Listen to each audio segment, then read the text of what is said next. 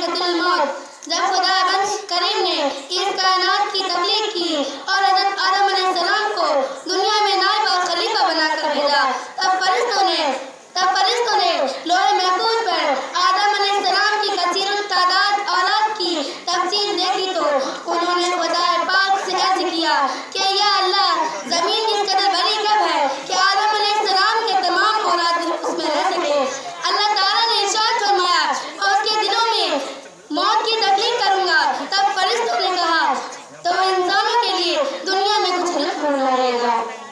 تب اللہ تعالیٰ نے فرمایا میں اس کے دلوں میں موت پیدا کروں گا۔ تب خدا تعالیٰ نے موت پیدا کر دی۔ یہ کہنا درست ہے کہ موت بھی خدا کی ایک مخلوق ہے۔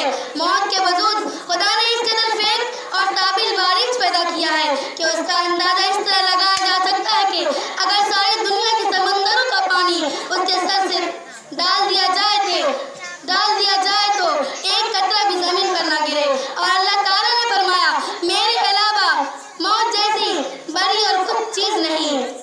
پھر خداوند تعالیٰ نے حضرت اسرائیل علیہ السلام کو موت پر تعنیت کیا۔ وہ حکم خداوندی ان کے اشاروں پر چلتی ہے۔ وما علینا الا